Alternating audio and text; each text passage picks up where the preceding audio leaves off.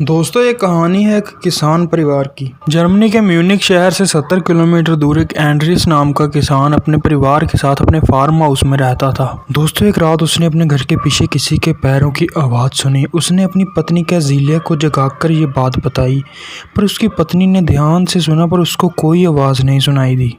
इतने में दूसरे कमरे से जोसेफ के रोने की आवाज़ आई। जोसेफ इनकी विधवा बेटी विक्टोरिया का बेटा था। उसके रोने की आवाज़ आई तो कैज़िलिया ने अपने पति को चुपचाप सोने के लिए कहा, क्योंकि उनकी बातों से बच्चे उठ गए थे और वैसे भी विक्टोरिया की बेटी को कल स्कूल जल्दी जाना था और वो फिर चुपचाप सो गए। अगले दिन एंड्रियस ने अपने घर के बाहर एक अखबार पढ़ा देखा जो उनका नहीं था और किसी और ही भाषा में था।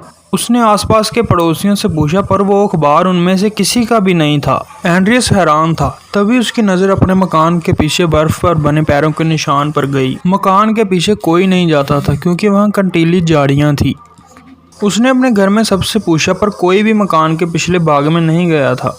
तभी उनकी नौकरानी बोली कि इस घर में जरूर किसी आत्मा का साया है, तभी तो घर में अजीब अजीब सी आवाज़ें आती रहती हैं। और फिर वो काम छोड़कर चली गई। कुछ दिन बाद घर की चाबियां खो गई। अब घर में नौकरानी भी नहीं थी, इसलिए शक भी किस पर करते, इसलिए उन्होंने पुलिस में कोई भी रिपोर्ट नहीं लिखवाई। शुक्रवार 31 मार्च को एंड्रियस ने एक नई नौकरानी मारिया को काम पर रखा। सोमवार को जब डाकिया डाक डालने आया तो उसने देखा कि शनिवार की डाली हुई डाक दरवाजे के सामने बिल्कुल वैसी की वैसी ही पड़ी है। उसने पड़ोसियों से पूछा पर पड़ोसियों ने भी बताया कि उन्होंने भी कई दिन से एंड्रियस के परिवार में से किसी को भी नहीं देखा और विक्टोरिया की बेटी कैज़िलिया को भी स्कूल जाते नहीं देखा और ना ही उसके बेटे जोसेफ को बाहर खेलते हुए देखा। डाकिया और पड़ोसियों को कुछ शक हुआ और उन्होंने पुलिस को इत्तला कर दी।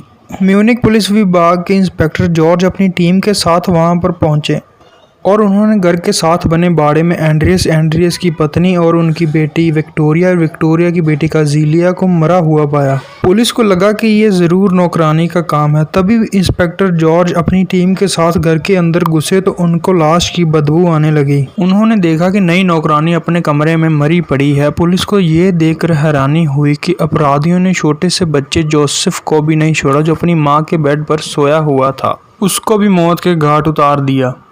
पुलिस ने लाशों को शिनाख्त के लिए भेज दिया। जांच में पता चला कि विक्टोरिया की बेटी कैज़िलिया हमले के काफ़ी देर बाद तक जिंदा थी। उसके बाल पकड़कर उसे घसीटा गया था, इसीलिए उसके बाल कई जगह से उखड़ गए थे। इन सब को किसी तेजदार हथियार से मारा गया था, पर पुलिस को वहां से कोई भी हथियार बरामद नहीं हुआ। एंड्रियस का पास का कोई भी संबंधी नहीं था और ना ही उसके घर किसी का आना जाना था, इसीलिए पुलिस हत्या का कारण तलाश कर रही थी। जर्मनी का ये बहुत ही भयानक हत्याकांड था, इसीलिए पुलिस जल्द से जल्द कातिलों तक पहुंचना चाहती थी। पुलिस ने लगभग 100 से करीब लोगों को हिरासत में लेकर पूछताछ की, लेकिन पुलिस के हाथ कोई भी सबूत नहीं लगा। हत्या का कारण सबसे पहले पुलिस को डकैती लगा। ऐसा लगता था कि जैसे अपराधी कई दिन से फार्म हाउस की इर्द गिर्द चक्कर लगा रहा होगा और मौका मिलते ही उसने वारदात को अंजाम दे दिया। लेकिन घर की तलाशी में पुलिस को काफ़ी पैसे मिले जिन्हें छेड़ा नहीं गया था, इसीलिए पुलिस को हत्या की वजह डकैती नहीं लगी। हत्या ऐसे की गई थी जैसे एंड्रियस और उसके परिवार के साथ किसी की दुश्मनी हो। शक की सुई विक्टोरिया के मरे हुए पति पर भी उठ रही थी। विक्टोरिया का पति जो कि फौज में था, उसकी मौत की पुष्टि तो हुई थी पर उसकी लाश कभी भी बरामद नहीं हुई। बहुत छानबीन के बाद भी पुलिस के हाथ कोई भी ठोस सबूत नहीं लगा।